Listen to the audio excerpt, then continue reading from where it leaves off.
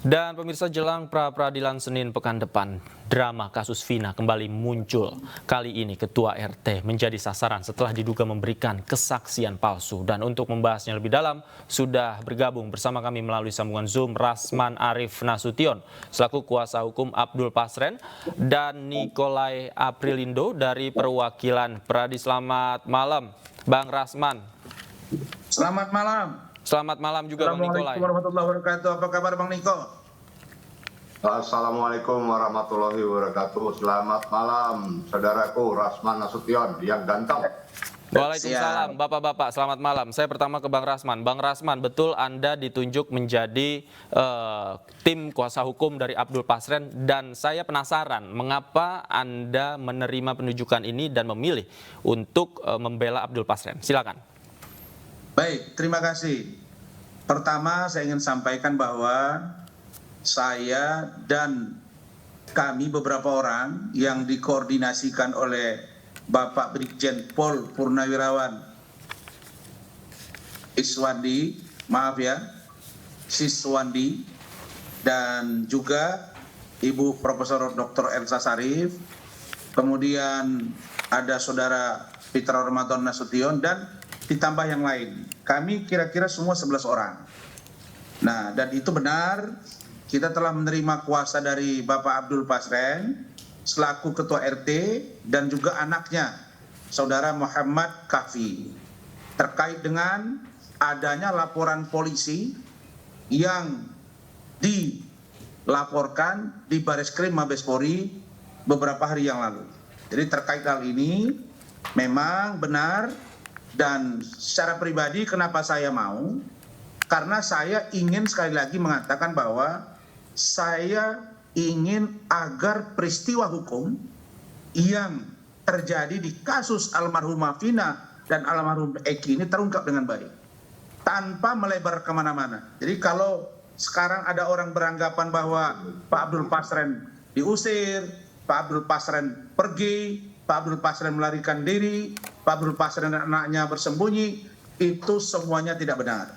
Kenapa? Karena beliau baik-baik saja, tetapi masalahnya kenapa tidak kami tampilkan ke publik? Menurut Pak Siswandi, kenapa? Karena kita tahu saat ini banyak sekali para saksi itu yang dicoba dipengaruhi, dalam tanda kutip diduga dibujuk untuk mencabut keterangan. Ya, misalnya kita melihat bagaimana seorang Liga Akbar tiba-tiba mencabut keterangan. Kemudian kita lihat kesaksian-kesaksian yang lain. Bagaimana begitu beraninya Saudara Saka Tatal. Siapa? Nah, padahal dia masih menjalani proses pembebasan bersyarat. Oke, siapa? Nah, karena itu saya ingin katakan bahwa misalnya saksi Pak Suroto. Pak Suroto itu juga cepat kita jagai dalam pengertian kita bantu agar kesaksian dia tidak berubah. Oke. Begitu juga dengan kasus Pak Abdul Pasren dan anaknya Muhammad Kafi. Baik. Ini pun kita minta untuk beliau tenang dan menyampaikan yang benar. Jadi tidak ada yang disembunyikan dari kasus ini. Begitu. Baik. Bang Rasman, tadi Anda katakan ada yang mempengaruhi untuk mencabut laporan, siapa? Ya, bukan diduga ya, diduga ada yang coba mempengaruhi. Ya, sekarang begini. Misalnya Saudara Liga Akbar. Dia dengan terang benderang menyampaikan apa yang dia lihat, apa yang dia alami, apa yang dia ketahui. Dan dia mengatakan bahwa benar ada pembunuhan. Kok tiba-tiba sekarang dia mengatakan itu tidak. Lalu kemudian dia mengatakan dia dibujuk, disuruh, dipengaruhi. Dia tidak bisa membuktikan apa yang dia katakan itu. Saya sebenarnya kasihan ya, kalau ada anak-anak seperti mereka ini, kemudian mencabut keterangan, itu berisiko hukum. Berisiko hukum. Jadi jangan gara-gara, maaf ya, kita ini lawyer, jangan gara-gara ada pengacara. Itu bukan Bang Nicholas ini. Ya, jangan gara-gara kita mau nebeng di TV, kita mau tampil di depan publik, lalu kemudian kita gotong-gotong ini anak gitu. Sehingga kita tampil di TV, dilihat orang, tapi anak ini akan jadi korban. Misalnya, dia sekarang dipanggil oleh Baik. Polda Jabar. Baik. Diduga melakukan perintangan penyidikan. Baik. Ini konsekuensinya berat. Baik. Apakah pengacara bisa membela dia atau menggaransi dia? Oke, Saya tidak baik, menuduh pengacara itu mempengaruhi, Baik. tapi saya kasihan. Baik. Janganlah ada upaya untuk menyuruh Baik. orang yang berakibat hukum bagi orang tersebut. Baik, Kasihan baik. dia, begitu Oke, kalau baik. menurut saya. Baik, saya ke Bang Nikolai. Bang Nikolai, tanggapan Anda terkait tadi Bang Rasman bilang ada yang mempengaruhi terkait dengan kesaksian-kesaksian sehingga akhirnya dicabut kembali. Tanggapan Anda?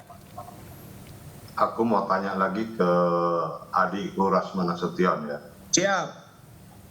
Itu pengacaranya aku bukan? Iya, Dinda? Pengacaranya itu aku bukan? Bukan. Itu Karena satu. abang lah kan pengacara yang cabut keterangan bukan klien abang, Bang. Iya, nah, itu satu dulu, itu yang mantap. Siap. Aku suka dengan pernyataanmu itu. Siap. Nah, yang kedua, kalau masalah pelaporan yang dilakukan kemarin hari Selasa itu, perlu saya sampaikan bahwa laporan itu bukan dari pengacara. Kami dari Peradi hanya mendampingi ada 2 orang ibu yang mendapat kuasa, ada 2 orang yang mendapat kuasa dari seluruh keluarga para terpidana itu dan para saksi, yaitu Ibu Aminah dan Kasana itu mendapat kuasa dari mereka untuk melaporkan tentang apa sesungguhnya yang terjadi ketika mereka bertemu dengan Abdul Pasren, Ketua RT. Itu pertama ya, biar clear dulu ya Rasman ya. Iya, Bang. Yang kedua, korban yang merupakan 6 terpidana itu dari keluarga Supriyanto, keluarga Hadi, keluarga Eka Sandi, keluarga Jaya, keluarga Eko, dan keluarga Sudirman. Nah, mereka meminta 2 orang tadi mewakili mereka dengan kuasa yang mereka buat untuk melaporkan tentang apa yang terjadi sesungguhnya pada saat bertemu dengan Ketua RT Pasren tersebut. Dan di situ juga mereka meluruskan apa sebenarnya yang terjadi, ucapan apa sebenarnya yang mereka sampaikan kepada Ketua RT Abdul Pasren. Nah, laporan yang mereka laporkan adalah mengenai pasal 242 KUHP. Kemudian, kenapa sampai mereka melaporkan pasal 242 KUHP? Karena mereka menyatakan bahwa pada saat keluarga mereka atau anak-anak mereka diperiksa pada saat penyidikan polisi, pem-BAP-an atau diperiksa BAP, mereka itu disumpah di depan penyidik. Jadi itu mereka laporkan salah satunya. Kemudian bahasa atau ucapan dari Abdul Pasren juga yang mengatakan mereka minta supaya Abdul Pasren menyatakan yang tidak sebenarnya supaya anak-anak mereka tidak terjerat hukum dan sebagainya. Itu bukan itu yang mereka ucapkan. Sesungguhnya yang mereka ucapkan adalah mereka minta kepada Ketua RT Abdul Pasren untuk berkata yang sejujurnya.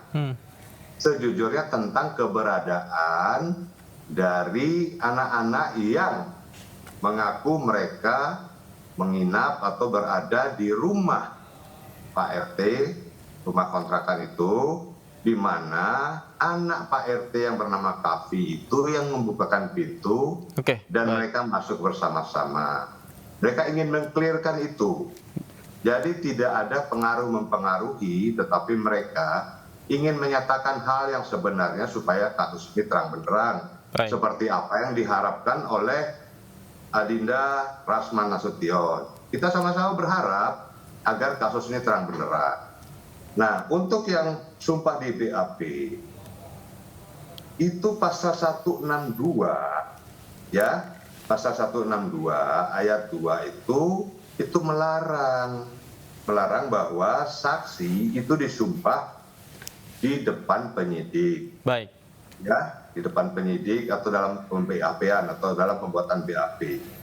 Nah, sumpah itu hanya boleh dilakukan di depan persidangan atau hakim. Oke, ya, baik. karena keterangan yang dipakai yang pembuktian material yang sesungguhnya berada di depan persidangan, bukan di depan penyidikan. Baik. Baik, Bang Nikolai, mohon maaf saya potong. Tapi kalau dari keterangan yang Anda terima terkait dengan Abdul Pasren diminta berkata sejujurnya tentang anak-anak yang menginap di rumahnya, pada saat itu data yang Anda dapatkan dan informasi yang Anda dapatkan betul mereka menginap di Abdul Pasren? Mereka menginap di Abdul Pasren. Dan ada beberapa saksi baru, ada sekitar 8 saksi baru. Oke, 8 saksi baru. 8 saksi baru ini menyatakan hampir pasti semuanya menginap di sana ya? Ya, 8 saksi baru ini bukan dari terpidana, bukan dari saksi-saksi yang diperiksa tahun 2016, tapi saksi-saksi yang berdekatan dan yang mengetahui persis kejadian tersebut. Kejadian mereka menginap ya, bukan kejadian peristiwa ya. Kejadian mereka menginap itu mereka menyatakan itu. Oke, Bang Rasman, tanggapan Anda? Iya, saya pikir begini, apa yang disampaikan oleh Bang Nicole itu adalah sah-sah saja ya, karena beliau kan mendampingi pelapor terkait dengan Pak Abdul Pasren dan Muhammad Kafi. Tetapi kalau dari perspektif hukum, menurut saya boleh saja dilakukan sumpah ketika dilakukan pemeriksaan. Itu kan sering terjadi juga, Bang. Misalnya dikhawatirkan nanti yang bersangkutan itu ketika sidang dia ada kesibukan lain. Dan masalahnya nilainya itu seperti apa? Bagaimana dengan kualitas kesaksian itu? Itu nanti biar hakim yang menilai. Nah, kemudian kita hanya ingin katakan bahwa Pak Abdul Pasren dan anaknya sudah membuat pernyataan di depan persidangan dan mengatakan bahwa yang diduga pelaku pembunuhan terhadap almarhumah Vina dan Eki tidak menginap di rumahnya.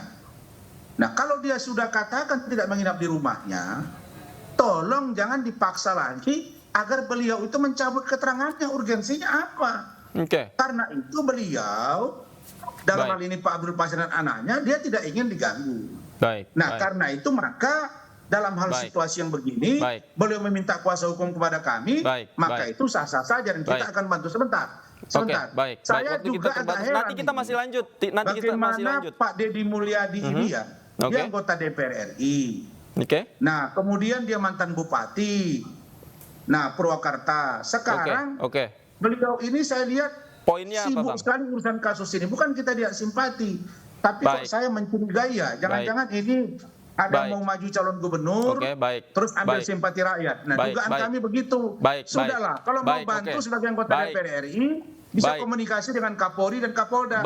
Bisa salurkan dengan cara-cara agar tidak kemana-mana dan tetap pada konteks. Agar tidak kemana-mana dan tetap pada konteks, kita lanjutkan dialognya usai jeda ya. Nanti terkait dengan keberadaan Abdul Pasren dan semuanya, nanti dijawab usai jeda berikut. Pemirsa jangan kemana-mana, iNewsroom masih akan kembali. Tetaplah bersama kami.